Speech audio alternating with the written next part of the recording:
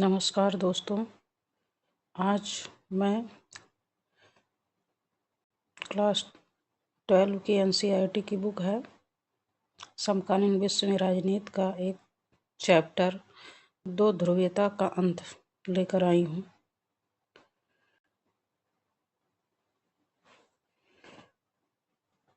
दो ध्रुवीयता का अंत आज हम लोग शुरू करते हैं। शीत युद्ध के दौर में बर्लिन की दीवार एक चर्चित विषय वस्तु थी। यह दीवार शीत युद्ध का सबसे बड़ा प्रतीक थी। बर्लिन की दीवार पूंजीवादी दुनिया और समाजवादी दुनिया के बीच विभाजन के प्रतीक थी।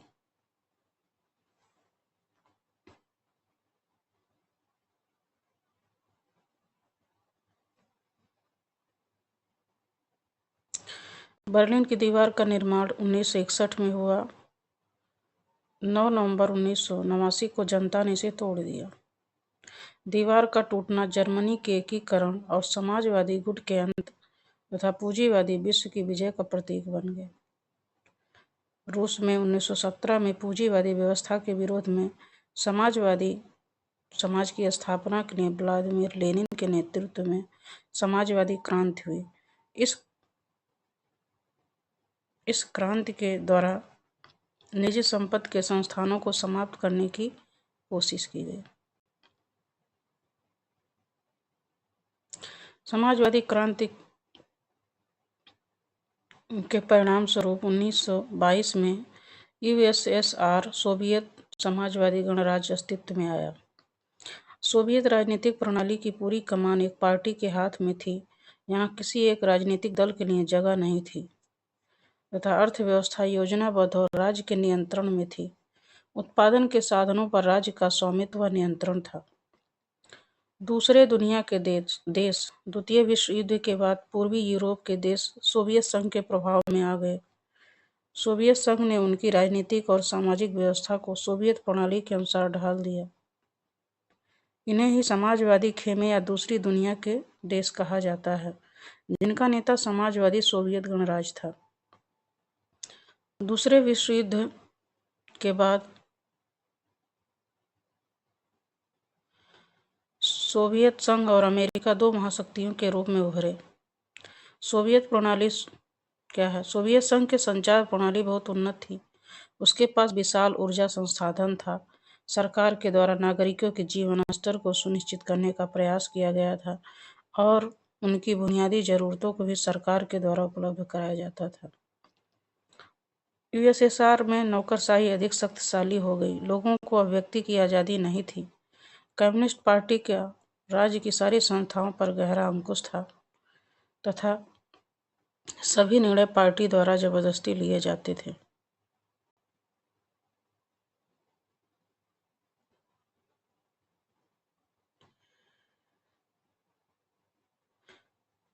पंद्रह गणराज्यों को मिलाकर सोवियत संघ बनाया गया था, लेकिन उसके हर मामले में एक दल का प्रभुत्व था जहाँ अन्य क्षेत्रों की जनता उपेक्षित महसूस करती थी। सोवियत संघ ने 1979 में अफगानिस्तान में हस्तक्षेप किया। मिखाइल गोर्बाचेव 1985 में सोवियत संघ के राष्ट्रपति बने। वह सोवियत संघ के अंतिम राष्ट्रपति थे।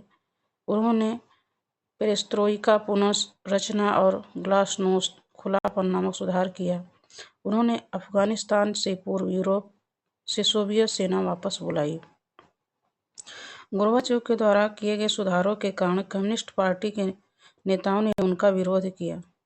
1991 में तख्तापलट का प्रयास किया गया।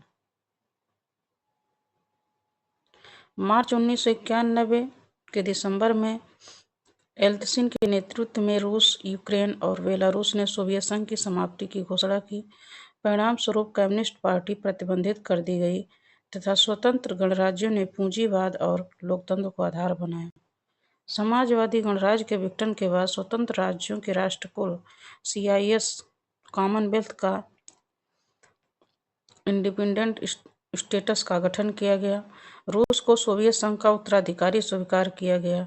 सुरक्षा परिषद में सोवियत संघ की सीट रूस को मिली। सोवियत संघ की समस्त संधियां और अंतर्राष्ट्रीय करारों को निभाने की जिम्मेदारी रूस की हुई। सोवियत संघ के जो विघटन के क्या कारण रहे, आइए उस पर चर्चा करते हैं। सोवियत संघ की राजनीतिक व आर्थिक संस्थाएं अपनी कमजोरियों के कारण लोगों की इच्छाओं को पूरा नहीं कर सकी।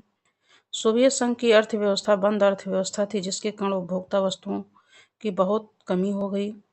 थर्ड पॉइंट है, सोवियत संघ अपने संसाधनों का अधिकतम उपयोग परमाणु हथियार और सैन्य उपकरणों के निर्माण में किया, जिससे सोवियत संघ गहरा आर्थिक संकट बना। सोवियत संघ में आर्थिक संकट आ गया। पश्चिमी देशों की तरक्की के बारे में जब सोवियत संघ के लोगों को पता चला तो वे देश की स्थिति से असंतुष्ट हो गए और उन्हें राजनीतिक असंतोष महसूस हुआ।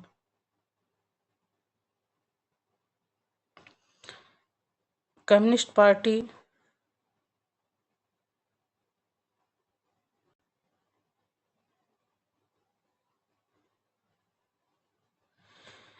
पार्टी ने शासन किया, लेकिन जनता की इच्छाओं को ध्यान नहीं रखा।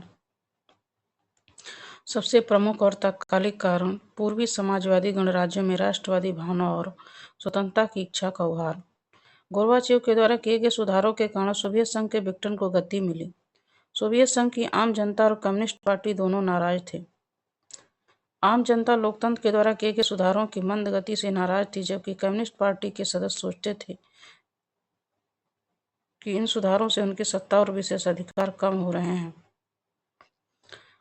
बाल्टिक गणराज्य एस्टोनिया और लाटविया व लिथुआनिया सोवियत संघ के विघटन के कारण क्या रहे हैं?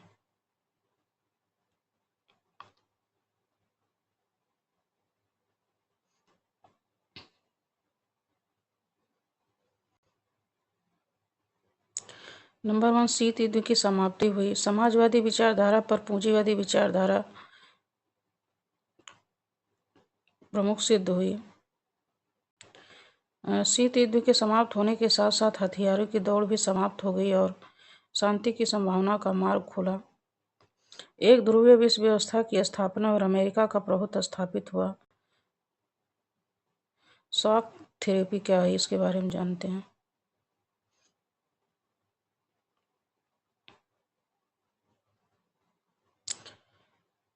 शाब्दिक अर्थ इसका है आघात पहुंचाकर उपचार करना।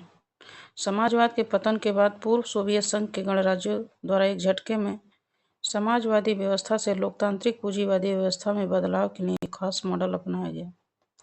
विश्व बैंक और अंतर्राष्ट्रीय मुद्रा कोष द्वारा निर्देशित इस मॉडल को शॉक थेरेपी कहा गया।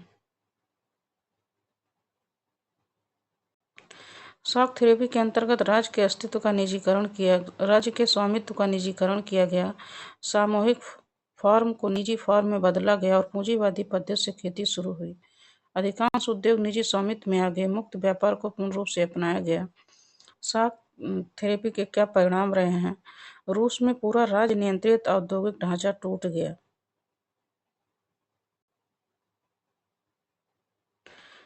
90% उद्योग निजी स्वामित्व की कंपनियों को बेच दिए गए। इसे इतिहास की सबसे बड़ी प्राइवेट सेल के नाम से जाना जाता है। रूस में भारी महंगाई आई, मजदूरी और उत्पादन घटा तथा खाद्य सुरक्षा कमजोर हुई। सामाजिक कल्याण की पुरानी व्यवस्था नष्ट हो गई, जिससे ज्यादा लोग गरीबी रेखा के नीचे आ गए। उद्योगों में गिरावट तथा भ्रष्टाचार के कारण अपराधीकरण और माफिया लोकतंत्र का उदय हुआ। रूस के गणराज्यों चेचन्या और हिंदुस्तान में अलगाववादी आंदोलन चले। मध्य एशिया का तजाकिस्तान 10 वर्षों तक गृह युद्ध की चपेट में रहा। अजरबैजान के नारगोना काराबाख में अलगाववादी आंदोलन चल रहे। मध्य एशियाई देशों में पेट्रोलियम संसाधनों के कारण रूस की तुलना में अधिक प्रतिस्पर्धा का क्षेत्र बन गया है। बेलारूस और यूक्रेन को स्लाविक गणतंत्र कहा गया। 1991 के बाद यूगोस्लाविया से बोस्निया हर्जेगोविना स्लोवेनिया को एशिया ने स्वयं को स्वतंत्र घोषित कर दिया। अब देखते हैं भारत और रूस के बीच क्या संबंध रहे इसके बारे में। भारत और रूस सोवियत संघ ने गुट निरपेक्षता और विश्व शांति के समर्थन तथा भारत की औद्योगिकरण जैसे क्षेत्रों में आर्थिक और तकनीकी सहायता दी। सोवियत संघ ने भारत से रुपए के माध्यम से भी व्यापार किया। सोवियत संघ ने कश्मीर मामले पर संयुक्त राष्ट्र संघ में भारत का समर्थन किया तथा 1971 के पाकिस्तान से युद्ध में भारत की मदद की। भारत और सोवियत संघ के मध्य 1971 में 20 वर्षों के लिए शांति, मित्रता और सहयोग की संधि हुई। भारत और रूस के बीच जो संबंध है उसके बारे में विस्तार से चर्चा करते हैं। रूस और भारत दोनों बहुध्रुवीय विश्व का समर्थन करते हैं, जिसका अर्थ है अंतर्राष्ट्रीय स्तर पर कोई एक महाशक्ति न होकर कई शक्तियां मौजूद हों, सुरक्षा की सामूहिक जिम्मेदारी हो, क्षेत्रीय देशों को ज्यादा जगह मिले तथा अंतर्राष्ट्रीय संस्थाओं का सुदृढ़ीकरण हो। भारत और रूस के मध्य 2001 में सामरिक समझौता किया गया है, जिसमें 80 द्विपक्षीय समझौतों पर हस्ताक्षर हुए। रूस ने भारत के अंतरिक्ष अभियानों में क्रायोजेनिक रॉकेट देकर मदद की। व्लादिमीर लेनिन कौन थे, उनके बारे में जो हम लोग देखते हैं। ये बोल्शेविक कम्युनिस्ट पार्टी के नेता रहे हैं। 1917 की रूसी क्रांति के नेता, सोवियत समाजवादी गणराज्य के संस्थापक अध्यक्ष भी रहे हैं। अब जोसेफ स्टालिन कौन थे? औद्योगिकरण को तेजी से बढ़ावा दिया और खेती का जबरन सामूहिकरण किया। द्वितीय विश्व युद्ध के दौरान यूएसएसआर के राष्ट्र प्रमुख भी रहे हैं। निकिता खुर्श्चेव पश्चिम के साथ शीत युद्ध सह अस्तित्व का सूत्रधार बने और क्यूबा मिसाइल संकट के समय सोवियत संघ के राष्ट्र प्रमुख भी रहे हैं। लियोनिद ब्रेजनेव एशिया की सामूहिक सुरक्षा व्यवस्था का सुझाव दिया। अफगानिस्तान में सोवियत हस्तक्षेप के समय यूएसएसआर के राष्ट्रपति रहे। बोरिस एल्त्सिन रूस के पहले चुने हुए राष्ट्रपति बने। मार्च 1985 में मिखाइल गोर्बाचेव सोवियत संघ की कम्युनिस्ट पार्टी के महासचिव बनाए गए। फरवरी 1990 में मिखाइल गोर्बाचेव ने सोवियत संघ में बहुदलीय राजनीति की शुरुआत की, जिससे कम्युनिस्ट पार्टी का एकाधिकार समाप्त हो गया।